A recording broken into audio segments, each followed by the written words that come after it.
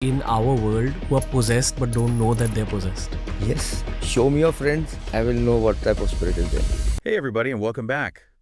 We're diving into a topic today that's a little bit on the spooky side. Ew, fun. Yeah, it always gets the conversation going. Right. So we're talking about demonic possession from a Christian perspective. Okay. I've got some notes here on how it's supposed to manifest, how people think that it shows up and how to deal with it. Interesting. And then we'll also be looking at this interview with a real exorcist from the Ranveer show on YouTube. Wow.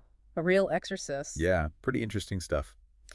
I think it's kind of wild how often this idea of like an unseen world pops up. Yeah. Like we see it in movies and books and even just like regular conversations, Right. It's definitely out there. It's almost like we're kind of drawn to it and scared of it at the same time. Totally. And both the sources we're looking at today, they really emphasize the role of fear. Like fear is almost like a gateway Oh, that makes sense. for these entities, you Yeah. know. Fear is something we all experience, obviously. Right, of course. But they're saying it's not just an emotion, it's like a vulnerability, Oh, I see. almost like a crack in our armor. Yeah, like it gives them a way in. Exactly. Okay, so fear is like the door, but what are some of the things that might be leaving that door open? Right. Like what are the everyday things that we might not even realize? Yeah. The sources actually talk about some pretty surprising portals. They call them portals. Portals. Yeah. And these are things that you might not think would be connected to something like demonic possession. Okay, I'm curious. Well, one of them is overindulgence, Overindulgence, like what? like anything really. But they talk about things like alcohol, drugs, even like an obsession with sex. Oh, wow. The idea is that these behaviors, when they become excessive, they can weaken your spiritual defenses. Oh, so it's not that those things are inherently bad. Right. But it's about like moderation. Yeah, it's like you're depleting your inner resources somehow, I can see that. leaving yourself open to outside forces. Yeah, like you're not as strong. Uh-huh. So what other portals are there? Well, this one's interesting. The Exorcist actually talks about horror movies. Oh, really? Yeah, he says he tries to limit how many horror movies he watches because of the fear and the imagery. Oh, yeah. Those can stick with you. Right. And he says they can linger even after the movie's over. Makes sense. I mean, they're designed to scare you. Yeah, it's like you're inviting those negative energies into your mind. I never thought about it like that. And there's another one that might be even more common. What's that? The internet, especially late at night. Really? Yeah, the idea is that it disrupts our natural rhythms and exposes us to all this negativity. The internet can be a pretty dark place sometimes. Right. And they're saying it weakens our spiritual defenses. So it's not just like spooky movies, it's everyday stuff too. Exactly. Wow, that's pretty eye-opening. And this actually leads us to another interesting concept from the sources. What's that? They talk about unbelief, like a lack of belief in God, as a breeding ground for negative spiritual influence. Okay, yeah, I've heard of that. Have you ever felt that sense of emptiness? Like you're searching for meaning? Oh, yeah, for sure. It's like a void, right? Definitely. And the sources suggest that this void can leave us vulnerable. Vulnerable to what? Well, the Exorcist actually says this might be the most basic level of possession. Oh, wow. I thought possession was like full-on demons and stuff. Well, he says it doesn't always have to be like that. So what does it look like then? It's more of a subtle influence, he says. Subtle. Yeah, he says it leads to a feeling of dryness, a lack of vitality, and just a general tendency towards negativity. It's like a spiritual emptiness. Exactly. So it's not always about demons speaking in tongues and levitating objects. Right, it can be much more subtle. And speaking of the different ways this influence can show up, Oh, like The Exorcist actually breaks it down into 3 levels. 3 levels. Yeah, the first level is that emptiness, the dryness we just talked about. The turning away from God. Exactly, like you're lost and disconnected. Then there's level 2.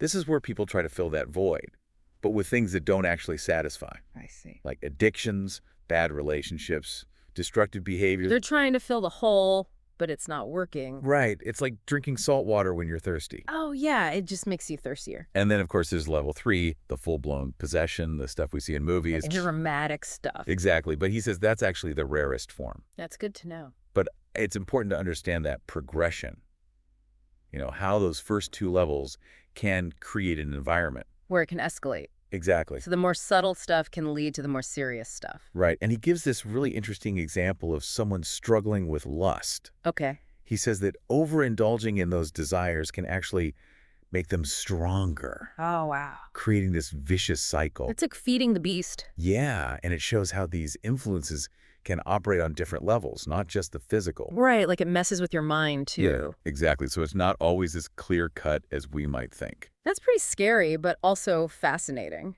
Yeah, it definitely makes you think, and we'll talk more about what we can do about it in the next part of our deep dive. Okay, looking forward to it. It really does, doesn't it? Like all this stuff about unseen forces, it's kind of creepy, but also makes you wonder Right. if there's more going on than we realize. Yeah, and it highlights how important it is to be aware, Aware of.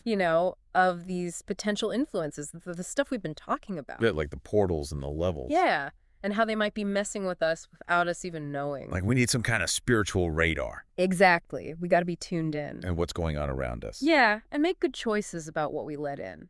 So that's where all that stuff about prayer and fasting comes in, right? Yeah, they're not just some random rituals Right. They're tools to help us. to build up our defenses. Exactly, to strengthen our connection. Something greater. Yeah, to build up our spiritual immune system, you could say. Okay, I like that analogy. You're like getting those spiritual vaccines. So we can fight off the bad stuff. Exactly. And it's not about living in fear. Right. It's about being empowered. With knowledge and faith. Right. You got it. This whole conversation just makes me think about the power of belief. Interesting. Like if fear can open the door to these negative things, Yeah. could belief or faith or love be like a shield, That's a really good question. like a protection? It's interesting because the exorcist talks a lot about faith. Right? He really believes in it. Yeah, and he says it's key to overcoming these challenges. And his own experiences seem to back that up. Yeah, remember the woman he exorcised? Oh, yeah, the one where the spirit called him Lord Jesus Christ? Yeah, that one. It's like the spirit recognized the power. The divine power? Exactly. And even his personal experiences, like speaking in tongues. And his son seeing angels. Yeah, all that points to the idea that belief can make a real difference. Like it creates a force field. Yeah, like a frequency that pushes back the darkness. Almost like faith is a muscle that we need to exercise. Oh, I get it. The more we use it, the stronger it gets. And the stronger we get. In the face of all this crazy stuff. Right. It's not about pretending the darkness isn't there. Right. It's about choosing something stronger. Exactly. Aligning ourselves with a power that can overcome it. This has been super insightful, I gotta say. Me too. What's been resonating most with you? I think it's that emphasis on personal responsibility. Okay, what do you mean? Like, yeah, there might be all these unseen forces out there, Right. The spooky stuff? but we still have a choice A choice about what? about how we react, how we respond to it all. We're not just victims. Exactly. We have agency, We can choose faith over fear. love over darkness. Wow, I love that. It's a powerful message, don't you think? It is. It's really inspiring Like a call to action almost. to take control of our spiritual lives. Yeah, to make conscious choices. That align us with the good stuff. You got it.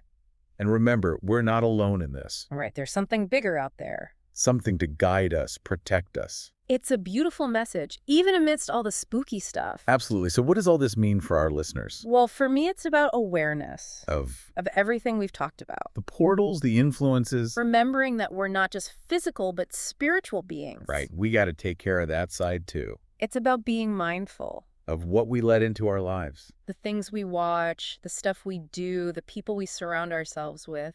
It's about building up that spiritual strength, Connecting to something bigger. whatever that looks like for you. Because that's where we find real protection. Choosing faith over fear, Love over darkness. aligning ourselves with the good in the world. Even when we can't see it. It's about making a choice A choice to live in love. rather than fear. And in doing so, We not only protect ourselves, but we create a better world. it's powerful stuff, this demonic possession topic. It is. But I think we've covered some really important ground. Yeah, I'm glad we had this conversation. Me too. We'll be back for one final part to wrap it all up. Welcome back to our deep dive. It's been pretty wild, right? Yeah, definitely a lot to think about. So as we wrap things up, I'm curious, what stuck with you the most? It's that whole idea that we're not just physical beings. Right. Like there's more to us. Yeah, we're spiritual too, and that's just as important. Absolutely. And it seems like one of the keys is finding that connection. To something bigger than ourselves. Exactly. Whether it's through prayer or meditation or nature. Whatever works for you. Right. Finding that sense of awe. The exorcist talked a lot about faith and aligning with biblical teachings. Yeah. He seemed to really believe in that. But even if you don't follow that specific path, Right, the idea still applies. yeah, it's about recognizing that there are forces out there. Good and bad, And we can choose to connect with the good, to strengthen ourselves. yeah, and find some peace in the midst of all the chaos. It's like we're choosing which radio station to listen to. Oh, I like If we're tuned into fear and negativity, We're going to pick up on that stuff. but if we focus on love and gratitude